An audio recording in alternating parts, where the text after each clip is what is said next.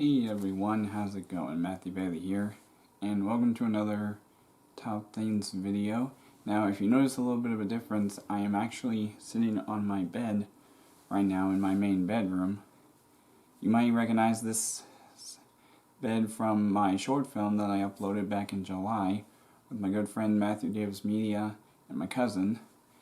Like I said, the link to that video might be in the description, I'm not sure. If not, you can go back a few months to July, right around the time I had 700 subs, and you'll see the video. But for now, I am doing a video of my top picks for the best animated films of the 2010 decade. Now, I know I still haven't done my best films of 2020 yet, but I'll get to that. But, this is going to be my list for my top 10, or not 10, but top best animated films of the 2010 decade. And if I recall correctly, there is a total of 12 on this list. Some are from the same year, and there's only one from a certain year. But without further ado, let's get into the top best animated films of the 2010 decade.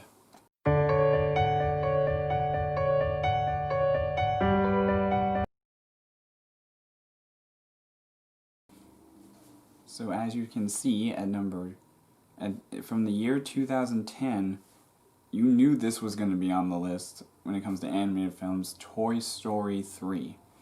Yep, this was like a great way to end off the Andy era when it comes to the Toy Story films, because the first three films mostly focused on the main kid, which was Andy, sort of, and him being in possession of the toys. However, this third film, as you may have known, took place when he was about to go off to college. He doesn't know what to do with his toys. The toys go off on this adventure to where Woody as well has to save them from being incinerated in a garbage facility. Now that was the most shocking scene of the entire film. And we literally thought that the toys were going to die. Plus, at the time when I saw this, when this movie came out, I was only 11 years old. So, I mean, being 11 years old watching that movie was pretty surprising when I first saw it. But yeah, a great way to kick off the decade with one of the most beloved franchises in Disney Pixar, and that was Toy Story 3. Yep, surprisingly, at number 2, when it comes to the best animated film of 2011, I'm going to have to go with Rango. And yep, this film, I didn't realize this until I watched this film years later after its release, because I never watched it at the time when it first came out. However, I did watch it maybe 2 years after that, and the thing that surprised me the most was that Johnny Depp is the one who voices Rango. And for those of you who do not know, I am a big fan of Johnny Depp when it comes to the actors in the film industry. And recently, though, he's been going through some tough times recently in these past few years, at least since 2016, with his so-called ex-wife, Amber Heard, who, as many of you may know, was the actress they cast as Mira in Aquaman 2. Or not in Aquaman 2, but the first Aquaman. But unfortunately, she seems to be wanting to ruin his career. But you look at all the films he's done in the past 10 years, besides Rango, he was in, I believe, besides Rango, he's been in Pirates of the Caribbean on Stranger Tides, as well as the 5th installment of that franchise, Dead Men Tell No Tales. He was in Alice in Wonderland as the Mad Hatter, and he was also in its sequel, Alice Through the Looking Glass. And I think he was in a few other movies during the past decade, and his wife was not in that many films. All I can say about regarding that situation is I really hope Johnny Depp wins his case against his ex-wife and he continues to be in really great films. Because when it comes to something like Rango, he was a pretty funny comedic actor in this movie in some ways. And I gotta be honest, this felt like the animated version of that one film he was in, I think it was called The Lone Ranger, where it was him playing an Indian and he was teaming up with a cowboy. This was kind of like that, but it was really good in animated form. So for number 2 in 2011, I'm going to have to go with Rango. Yep, as you can see, it was hard because there was a few movies in 2012 that were animated. However, WreckIt Ralph is the movie that I am going to have to go with. And the reason why I chose WreckIt Ralph as my favorite animated film of 2012 was because this film did what no other collaboration film with other characters has ever done. It created new characters like Ralph, for instance, and even threw in some cameos with known video game characters like Pac-Man, Sonic, Mario didn't actually technically show up. He was just name dropped, as you see in the scene where Felix Jr. says, "Oh, I'll bet that's Mario. Fashionably late per the norm." I'll bet that's Mario. Fashionably late per the norm. But yeah, so I gotta say, WreckIt Ralph was a pretty interesting movie. It tells the story of WreckIt Ralph, who is the bad guy of his own video game, Fix-It Felix Jr., but he goes out to prove that he's not just a bad guy that you would find in most video games. This is his story of how he proves himself to be more than just an evildoer. Especially since he has to fight an evildoer near the end of the film. And we all know who that turned out to be, which was also a pretty big shock. But for these next few films in the 2010 decade, starting with the year 2013, it's going to get even crazier. But for my 2012 favorite animated film, I gotta go with WreckIt Ralph. Yep, as you can clearly see, Frozen is my 2013 best animated film of the year. And sorry if my cat's in the video, but yeah, Frozen. I said it was going to get crazy later on in the decade, and this movie broke all kinds of records when it first came out in the year 2013. It was insane. It was the first time we get to see a Disney princess fully become a queen. We got to see a twist in the love story, and it involved one of the best soundtracks, like I said, in the decade when it came to Elsa's song of Let It Go. And it was pretty crazy. And especially when it came to its sequel that came out 6 years later. I gotta say, Disney has certainly proven themselves to be one of the best movie companies to ever make movies, whether that's animation, live action movies, and even new stories that they come up with. But like I said, for 2013, I gotta go with Frozen. Who would have thought that a movie based off of Legos that most younger kids and even sometimes teenage kids play with could be turned into an epic blockbuster movie known as the Lego Movie. I mean, we get to see multiple characters that were in Lego form when it came to stuff like Wonder Woman, Superman, all these different characters turned into Legos. However, we get this new story when it comes to a character known as Emmett, who is a construction worker. And he learns that anybody in his world can be special.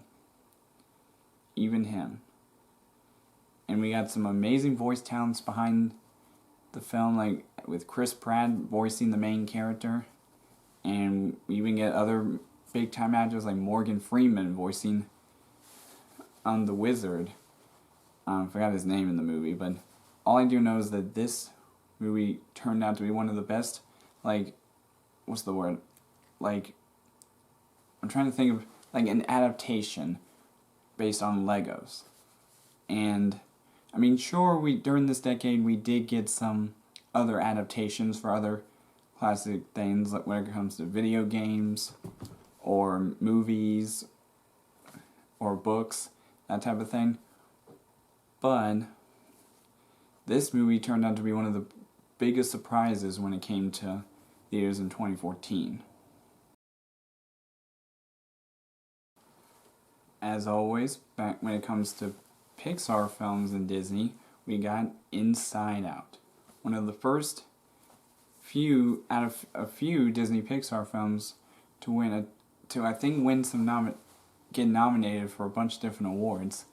And this movie really told a great story. It told the story of how what happens when someone's inside your head, when it comes to your emotions, the way you act and feel. And it truly told an amazing story when it comes to that.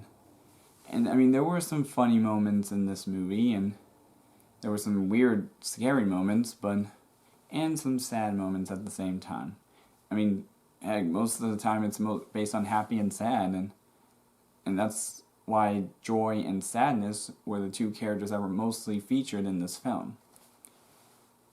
And like I said, we also got some great voice talent, specifically with the person who was playing Fear, which was Bill Hader, who, as an actor, has actually really moved up in the world when it comes to films. Like, Bill Hader was known for providing the voices in other animated films, like both Cloudy with a Chance of Meatballs and its sequel.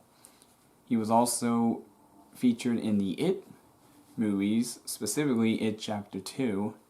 So that was the first ever scary film he's mostly been in, that I've seen at least.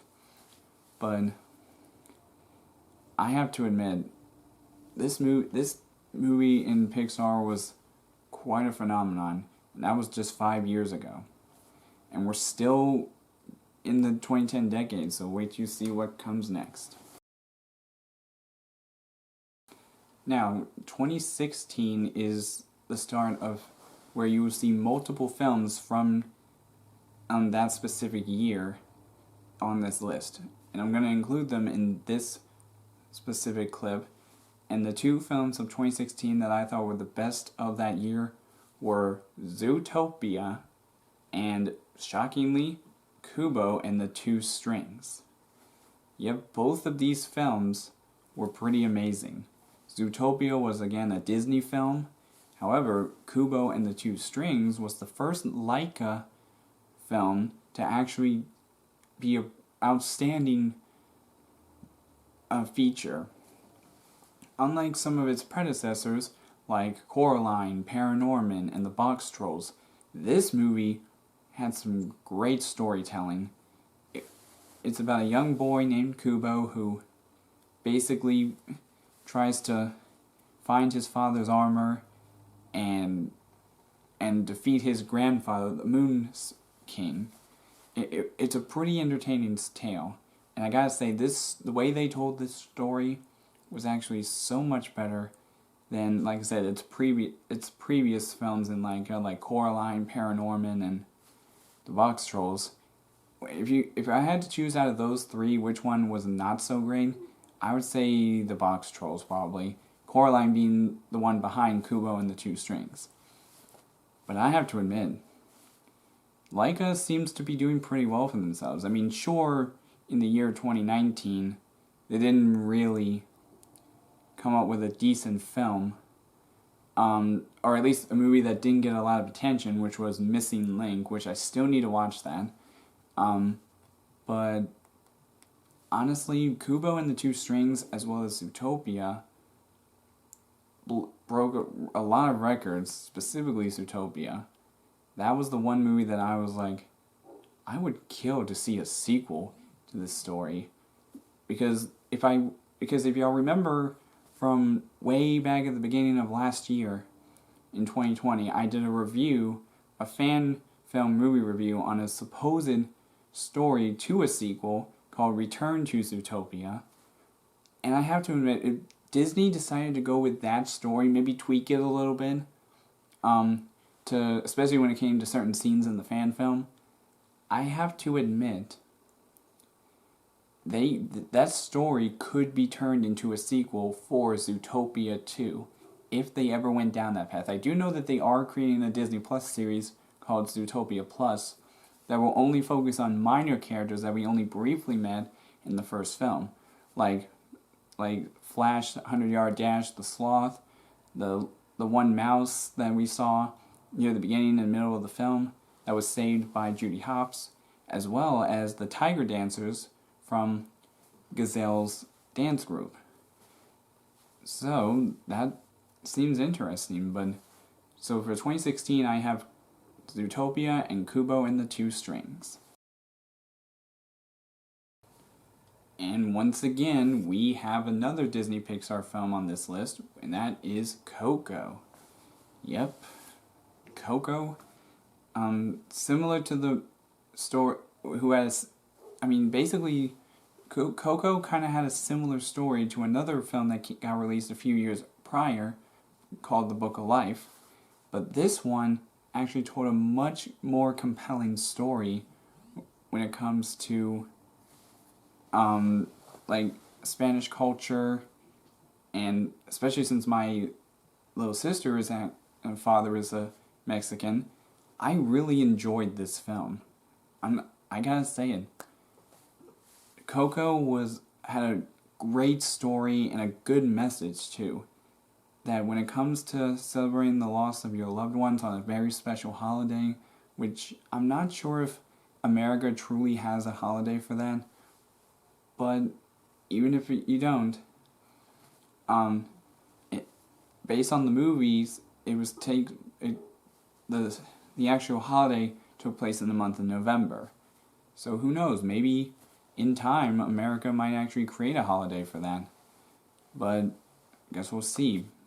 But yeah, 2017 we had Coco. Yep, you knew this movie was going to make it somewhere on the list. Spider-Man Into the Spiderverse was a crazy animated film.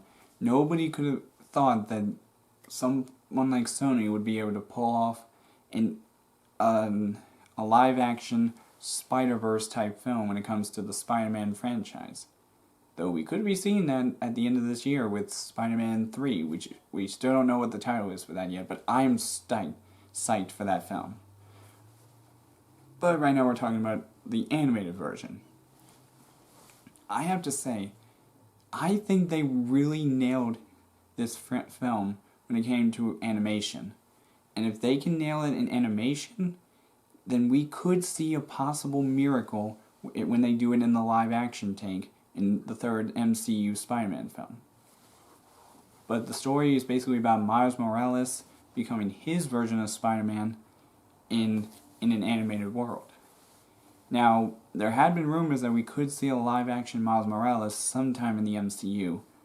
So far, we don't know anything about that yet, but all we do know is that there have been rumors that he had already been cast. Not saying who it is because I heard a lot of people getting upset about it, but I am curious to see what the future for animated films go when it comes to places like Sony or DreamWorks, all that stuff. But for 2018, I have Spider-Man Into the Spiderverse. And as usual, again, we have two animated films in 2019, just like we did in 2016. And those films that are the best of 2019 for animation are Toy Story 4 and Frozen 2. Yep, just like I mentioned before in the 2013 review, earlier in the video, Frozen 2 is on this list as well as Toy Story 4. It's crazy how at the end of the decade, we get another Toy Story sequel, which there have been so many people saying that Toy Story 4 was not going to be good, especially because they thought the third movie could have ended the franchise and that was it. But no, that may have been the end of the story, but that was the end of Andy's story in the Toy Story films.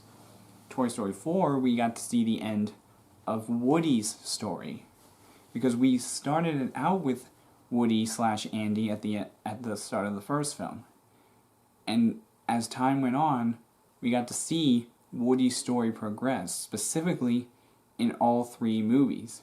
Because think about it, it wasn't just Andy that we were focusing on throughout the first 3 movies.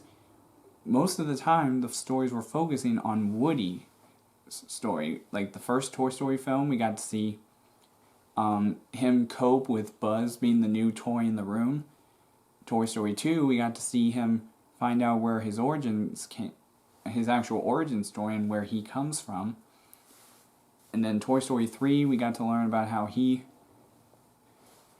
was trying to still be with Andy, at least being able to keep hold of his friends. And then in this movie, we get to see him be reunited with one of his favorite toys from the group, Bo Peep. And boy, oh boy, this movie really stuck to a lot of people. We got to see the end of Andy's story in Toy Story 3, and then Toy Story 4 was the end of Woody's story. And who knows, if they ever do create another Toy Story film, this could be like we could still see maybe the end of Buzz's story. Because think about it, Buzz and Woody were the main 2 featured characters of the first film. We got to see their stories unfold in some way, even with Buzz, when it came to Toy Story 2. And now, and even by the end of the 4th film, we got to introduced to some new characters. Like we got introduced to Forky, played by Tony Hale, who was in another film during this decade that was a children's film, but some say that movie didn't do so well, especially because it was opening the same weekend as Star Wars Episode 7. You probably know which one I'm going with here. But, yeah, so I have to admit, I'm really curious to see what the future of the next decade of animated films comes to, but for 2019, I had Toy Story 4 and Frozen 2. So that is my list, guys. That was the list of my 12 animated films that were the best of the 2010 decade. That's right. If you counted them correctly, there was 12. And there was 2 in both 2016 and 2019 when it comes to animated films. So, which means 2016 and 2019 were 2 of the best years in the 2010 decade for films. And based on the 4 films that were featured in those 2 years, 3 out of the 4 were all Disney films. So I'm curious to see how Disney sticks with their record this year, or for this year and the future of the 2020 decade. But anyways, that's all for now in this video, and I will see all you dudes in the next video.